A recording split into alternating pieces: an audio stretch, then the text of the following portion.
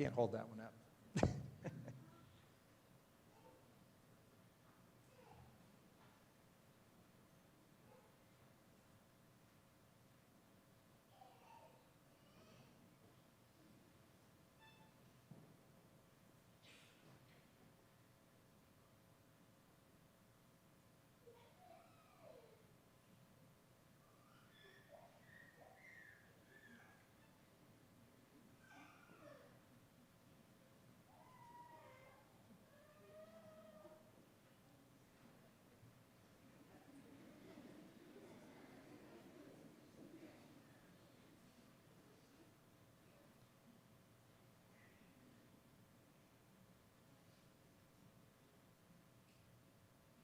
All right, thank you, Wesley, and thank you, Pepper.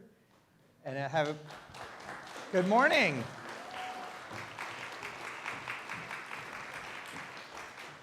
Wow, so our fifth graders were honorably discharged from the Army Friday after a great trip to Angel Island. Welcome back.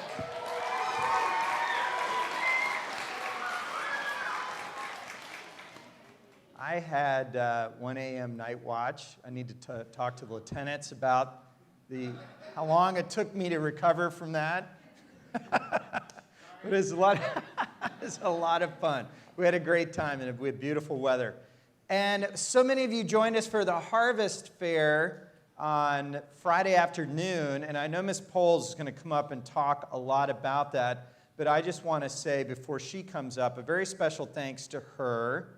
And we had so many volunteers helping with slugs and from the parents and the Parents Association. So I just want to give everyone who was out there helping a huge round of applause because it was a great event.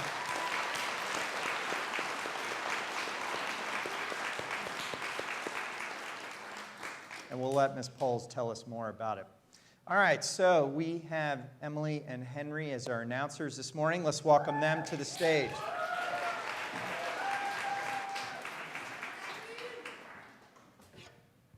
Hi, my name is Emily Connors, and I'm representing 4th grade in CLC.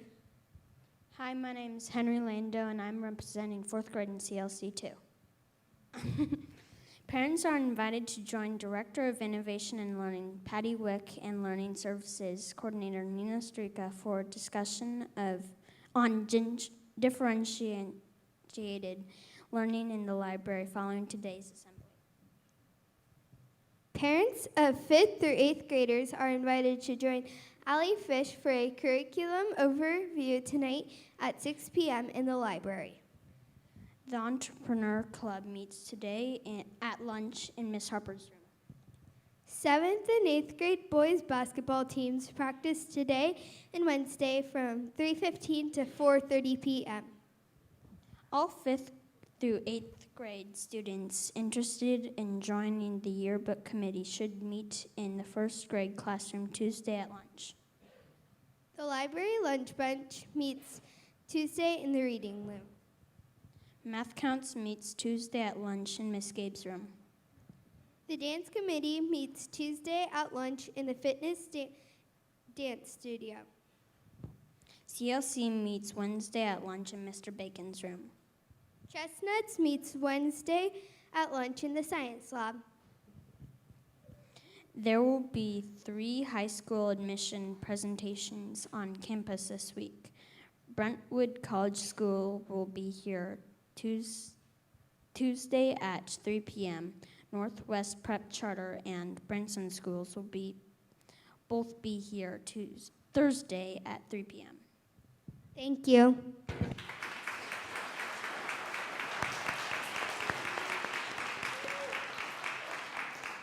Nice job. Henry somehow ended up with some mouthful of words there. Entrepreneur, differentiation. You both did a great job. And really we're practicing this morning. So our host today is someone who's been a lifer at SCDS and throughout her time here has really had a tremendous impact in terms of her classmates' academic approach and creativity through the arts, both very much passions for her. And she sets the bar high for herself and raises the bar in her class, and I think she's going to talk a little bit about what that means for her personally in her talk. Let's welcome Julia to the stage.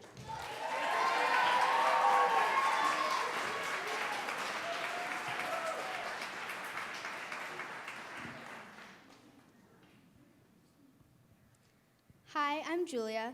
I have been at SCDS for 9 years. I am a lifer, and I am a perfectionist. My whole life, I have had the urge to make things perfect. But it was not until I had to write this speech that I actually thought about what perfect meant. What is perfect? The Oxford American Dictionary defines perfect as having all the required elements, qualities, or characteristics, as good as it is possible to be. Perfectionism is the quality of wanting to be perfect. This is something that affects me every day and has since I was very young. I have always needed to be perfect. When I was little, I was constantly lining things up, like here at the zoo or my grandparents' living room.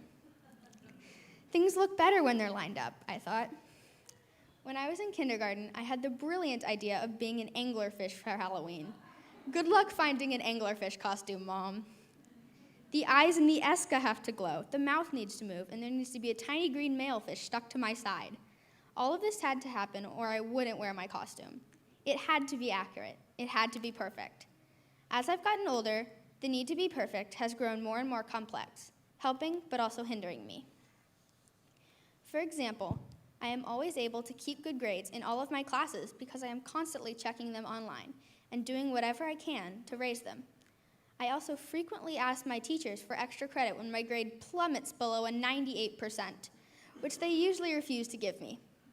Because my need for perfection is so strong, it is very frustrating for me to accept a less than perfect grade. But really, a grade is just a number and not the only reflection of me. Sometimes I need to remind both my left and right sides of my brain this.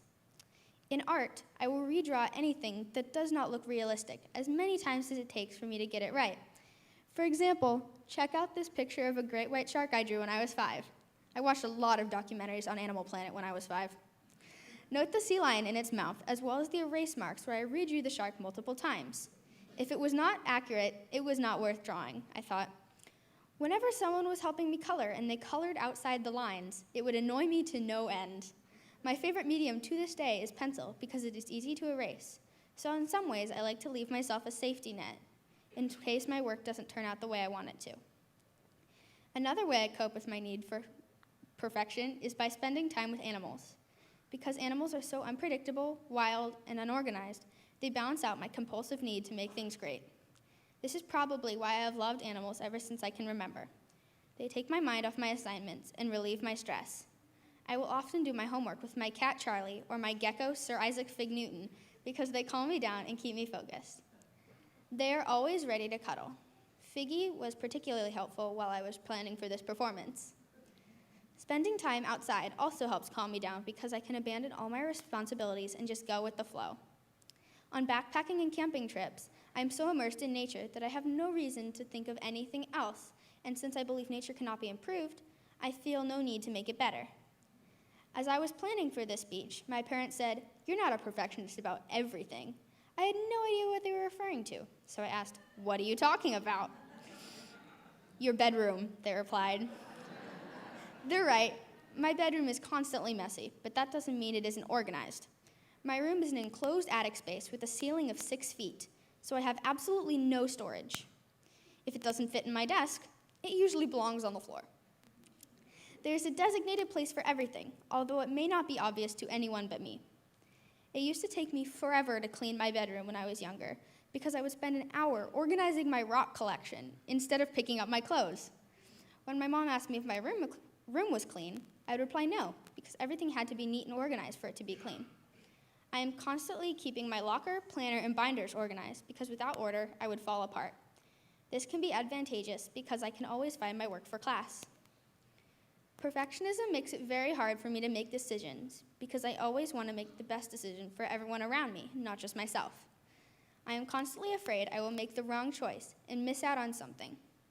Spending a long time thinking about a decision can be good, like when I'm choosing a high school, but it can also cause me to stop moving forward and frustrate the people around me while they wait for me to make a simple decision about something that is not very important. Students today are feeling pressure to be perfect more than they ever have before. Our stress is higher, there are many more distractions, and everyone has high standards and expectations for us. Some people feel the need to be smart and receive good grades like I do. Others feel the need to look perfect, and they believe this will make them feel more loved and accepted. Media has intensified the second example of perfectionism because we are always seeing these images of who we should look like, although they are not always accurate. Healthy people should not look like Barbie dolls, and sane people should not worry about their grades as much as I do. Personally, I don't care if I look like a llama or an exotic bird, which I end up doing on many days, but others would care a lot what they look like, and it may be a real problem. I have learned that being perfect is just accepting who you are and trying your personal best. I challenge all of you to be perfect today. Now, I don't want you to go out and become a perfectionist. Please don't. Just appreciate who you are and try your personal best. I want to thank you and leave you with this quote by M.C. Escher. We adore chaos because we love to produce order. Thank you.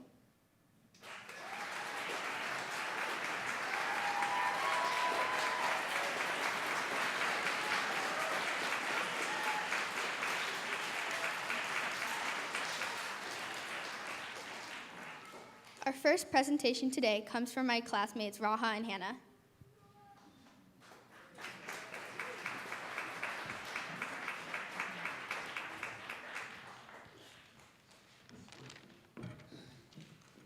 Hello, I'm Hannah. And I'm Raha. And in history, we've been studying the events that led up to the American Revolution. Last week, you saw a presentation on the Quartering Act. Hannah and I created a video on the Stamp Act of 1765, which was one of the earliest taxes that King George III placed on the colonies without representation in Parliament. Here's our video. Hello, I'm Hannah. And I'm Raha. And today we're going to talk about a very interesting time called the Stamp Act. This act started in March of 1765 and was considered the beginning of the struggle for independence. This act was proposed after Britain was in huge debt after the French and Indian War. Wait, I'm confused. Okay, let's start the story from the beginning. It all started when the English started fighting against the British in the French and Indian War.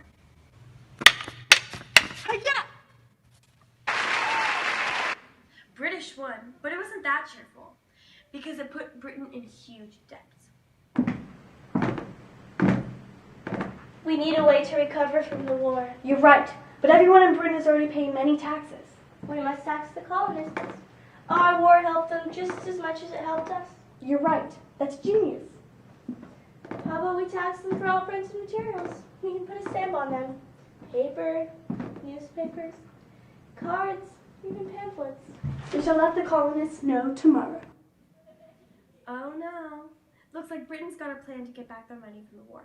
I wonder what the colonists will think of this. Did you hear what happened? Yes, they think they can tax us? This is an We outrage! must fight back. We will refuse to pay. No taxation without representation. We Yeah! will threaten the council members and the tax collectors. Yeah! Let the fight begin. Now, everything that was paper had to get taxed. It was also mandatory for there to be a stamp on every piece. That's why it was called the Stamp Act. This would have a stamp on it, and therefore people would have to pay tax on it. The actual cost of the Stamp Act was relatively small. What made the law so offensive to the colonists was not so much its cost, but the standard it seemed to set. It wasn't that the taxes were a lot, but it was just a symbolic matter. Before they would trade, and they had freedom, but now they just had no choice. It wasn't just the idea of higher taxes that upset the colonists. They were willing to pay their taxes passed by their own assemblies, where the representatives could vote on them. The problem was that the colonists had no representatives in the parliament. With all of this, the colonists fired. Some colonists protested the Stamp Act by sending messages to the Parliament. They even attacked some council members. Protesters in Connecticut even started to bury one tax collector alive. After many months of protests, the Parliament finally canceled the Stamp Act. Americans had many celebrations for the cancellation of this law. Church bells rang, bands played, and everyone was cheering for joy. For the troubles with Great Britain were finally over. Woo! This is Hannah and Raha, and thank you for watching. Did you hear what happened? Yes, they think they can tax us? This is an outrage! We outrage. must fight back. We will refuse to pay. No taxation without representation. Yeah! This is good? Yeah. There's an ant colony. I'm not sitting on an ant colony, Rojo.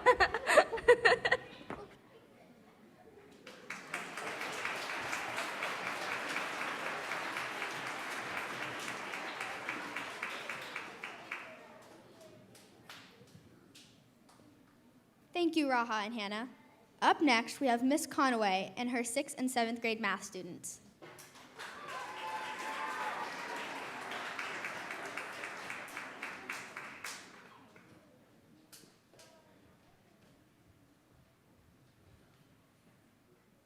Good morning, I'm Allie Conway and I teach 6th and 7th grade math. Our first unit of the year focuses on number sense, where we explore what numbers are, how they relate to one another, and why they are important to us. Since our students study ancient civilizations in 6th grade history, we took that knowledge a little farther in math by looking at ancient number systems. Students research the history, symbols, timeline, and important facts, as well as pros and cons of a variety of number systems. They then created posters and presented their learning to class.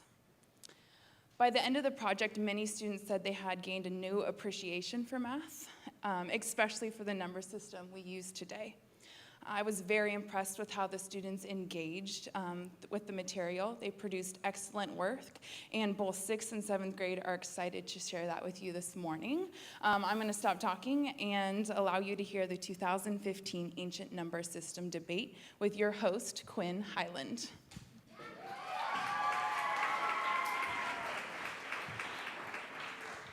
Hi, I'm Quinn, and your 2015 Ancient Number System debate host. We have a lot of great candidates this year.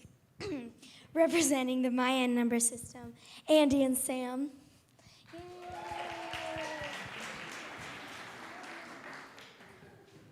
Representing the Chinese number system, Alex and Dakota. Yay. And representing the Indian number system, Will and Henry.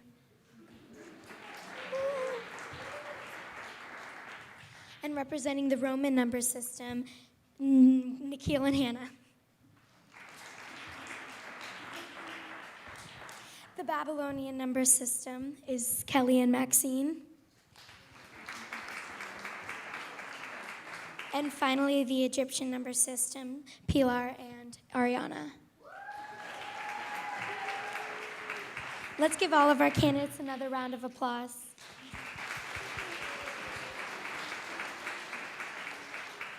Over the last month, there has been a stirring debate about who has the best number system. Ms. Conway finally wants the answer. So, why is your number system so awesome? Zero in the Mayan number system looks like a flattened football. In the Chinese number system, we write our numbers on the back of a turtle shell. The Indian system was the first to use a base 10 number system. Well, Romans have fewer symbols, which makes it easier to write numbers. We Babylonians are so unique. We are the only number system that uses base 60. Egyptians used 6-meter-long paper to write down their math. Wow, things are getting a little crazy in here. Let's hear one last comment from each of you. Why is your number system the best for SCDS?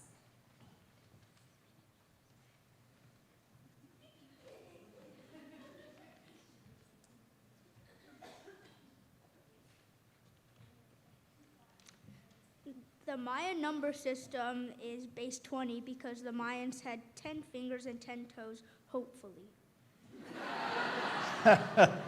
I would say that the Chinese number system is best because we have lucky numbers. Well, that's great, but did you guys create the number 0? We Indians did. The Romans used the alphabet to signify our numbers. Well, whenever you are using time, you are using our Babylonian base 60 system. The Egyptian number system is by far the best because our numbers are pictures. Wow, thank you to all of our candidates. Let's give them a last round of applause.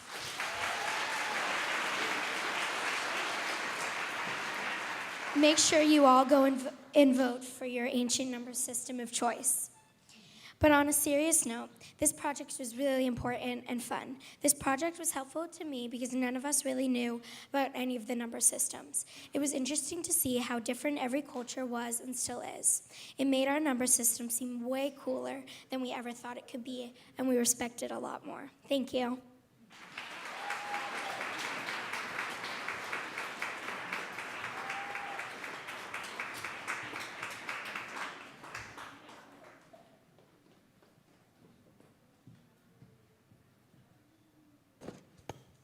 Thank you, 6th and 7th grade.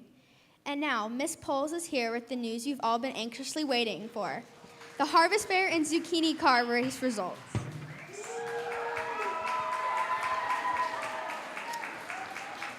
Thank you. I'm Tina Poles. I teach lower school science and run, I guess, the Harvest Fair a little bit. So we have a lot of things to give out, and I do want to echo Dr. Weaver's comment that I get way too much credit for the Harvest Fair, but I have incredible parents, and I really couldn't do it without them in a really fundamental way. So I'm always humbled by their incredible gift of time and talent to the Harvest Fair. And next week we'll talk a little bit more about them in detail.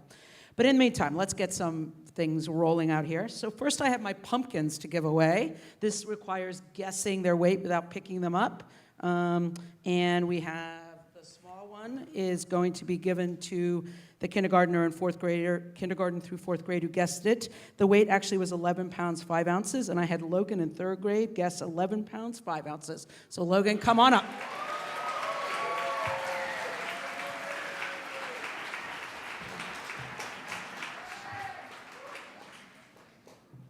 The other pumpkin is a 5th through 8th grade. You must guess it in metrics, kilograms. The weight, it was 13.2 kilograms, and Dakota guessed it at 13.5. So come on up, Dakota, in 6th grade.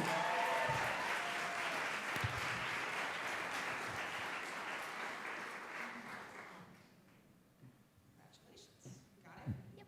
Yeah, it's a little heavy. Okay.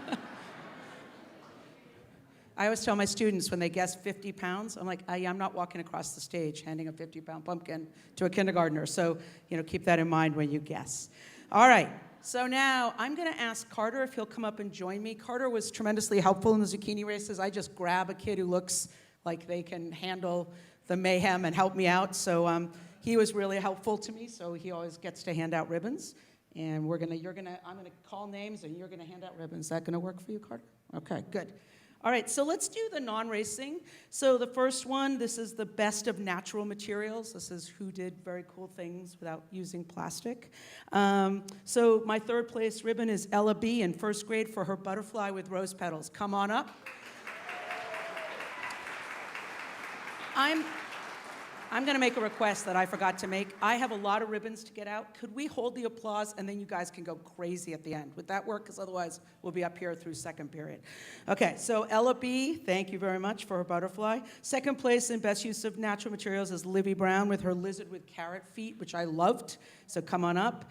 And first prize, best use of natural material, was Nico B. with his seed turkey that just blew me away. It was so great. Please come on up. Again, you're going to hold it. Most nutritious, third place is Mackenzie Mann with her mouse, with her mushroom wheels. Loved that. Come on up. Second place was Arland in first grade with his string bean spikes. I loved that. And first prize is Alex B. For his garden float, where all nutrition starts. He had a garden on top of his zucchini. I was very impressed by that. Good. And then the most creative, third prize goes to Lily P. in third grade for her zucchini bread. No one's ever put zucchini bread on top of a zucchini. I was very impressed by that. Second is Olivia Elliott. I loved her bridal car with the pumpkin side car. That just really made me laugh. You make me laugh. You tend to get creativity. And first prize for most creative was shared. It is with Elaine and Sophia for their mermaid, which was unbelievable. And that gets most creative. Come on up. Okay. Okay, you guys can't contain yourself. Give these guys a round of applause, I can tell. Okay. Thanks. So now we come into races. Some people enter both, some enter only one. You can do whatever you need to do. So let's come down on the traditional. This is traditional wheels. It has to be free going down. It can't use anything electronic to get down there. In the large zucchini, my third place winner was a kindergartner, which always thrills me. Cyrus, come on up here for winning third place. Second place winner, I'm going to ask that you hold it. Let's hold it and give it at the end for every other races. Second place in the large was another first grader, Mac from first grade. Come on up. And my first place winner was Gannon in third grade. So come on up. And there's two brothers there. If you want to win this, you might want to have a chat with them right there. There's something going on in their house. My third place winner was Kenny in second grade. Come on up. My second place winner was Cole B in third grade. Come on up. And the first place winner, and this is the first time this has ever happened, Ella B took it both in her butterfly, which was both beautiful and fast. So she gets 2 ribbons today. And I'm really thrilled by that. You win them both times, so I don't know what's going to happen. In my small race, third place was John Berry in first grade. Always excited to see that. Kaylee Moore in third grade won second. And the person who took first place was Caden in first grade. Come on up. So there we go, Caden Keith. And then the alternative car racing, which is everybody and anyone who doesn't fit my traditional. We had wind this time. We had, remote control. We had really cool wheels. We had skateball wheels. It all gets run together. Third prize was Lala in third grade. Come on up. That was a really nice job. Second was Jack Littleton in 7th grade. Come on up for your second prize. Really nice. And the winner, and I'm going to say this was a bit of a contention, is Sean Marshall won this. And I know he's not a student, but he's part of our community, and he wins the ribbon. So I now would like you to give a round of applause to all these guys for winning ribbons. Yay! Hold them up. Hold them up. Hold them up. Yay. You guys can exit now. Thank you so much, Carter. Everyone got their ribbon? Everyone good? You know what, ladies? Here, hold on for a second. Yes? I'm sorry, what was that? Caden Keith should be. Yeah, come on up. I'm sorry, I didn't quite catch that. I didn't say that well. Want to give it to him? There he is, right there. I'm sorry about that. Come on up here and have a moment in glory on the stage with the two of us. Come on up here. I'm sorry, when I'm reading the names so fast, I can read them, but I don't say them well. You have your minute there. There you go. First class. Congratulations. Thank you very much.